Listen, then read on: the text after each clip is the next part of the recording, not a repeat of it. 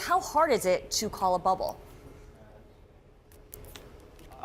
It's hard to call a bubble, but it's not impossible. In fact, we adopted FAMA's definition of a bubble, which is a very large price increase, and we said let's try to focus on all of those episodes where you've had a demonstrable large price increase and see what happens next.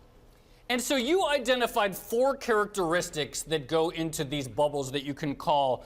You see an increase in price volatility, increases in share issuance, so you see companies selling shares into the bubble, a relative performance of new versus old firms, so people excited about the new stuff, and an acceleration or steepening in slope of the rally. So it has that famous bubble shape where it starts to curve upward and then just go straight up. So is the key thing here that it's not just enough that prices go up and it's not just enough that you have to have exuberance. There are certain behavioral aspects here, like the love of new companies, that are necessary to say, okay, this is a bubble and not just a strong run-up.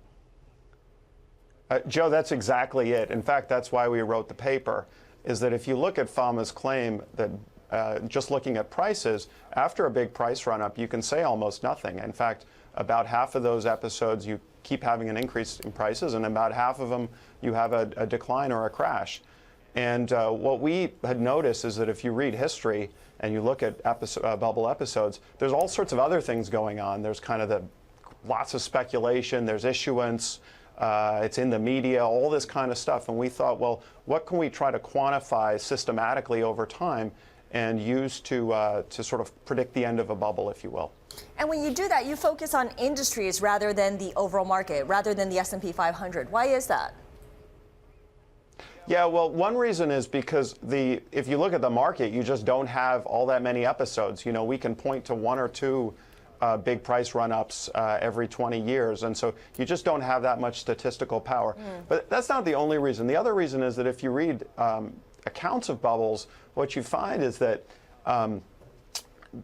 industries play a huge role. So in the 1920s, for example, utilities and telecom stocks played a huge role. If you look at the 1990s, it's dot-com boom.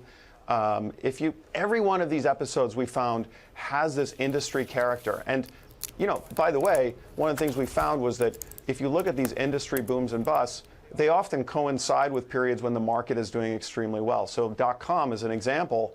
Yes, it was a dot-com industry bubble, but it happened during a period when the overall market was doing extremely well. Are there any examples that you could cite in which there was a huge run-up in an industry and everyone, all the pundits were screaming bubble, bubble, bubble, but it didn't satisfy your characteristics and in fact it ended up being vindicated?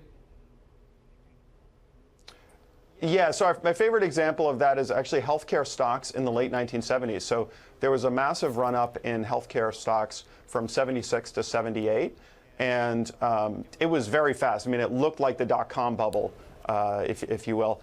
But then what happened is in every year after that, they continued to go up by an additional approximately 30% a year. And then finally, in I believe it was 1981 or maybe it was 82, they sort of leveled off and there was a mini crash. But you know, if you were looking at the overall picture, if you had tried to call it a bubble in, say, 78, you would have been way off, and you would have, say you got out of that industry or you shorted that industry, you would have lost a lot of money. Now, one other thing I'd like to add is that even in the cases where we're right and you're able to call the bubble, it turns out that it's very hard to get the timing right. So even in those cases where we're right, we're off in terms of calling the peak by about an average of 5 months.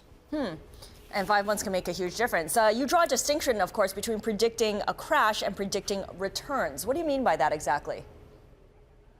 Yeah, so that's exactly the point that you know, even if you get it right and you predict the crash, and we do that in a number of different episodes, if you actually want to earn a return from it, you only start earning at the moment when it actually crashes. And so, as I was saying earlier, we're off by an average of about 5 months. So you have to have a very long holding period.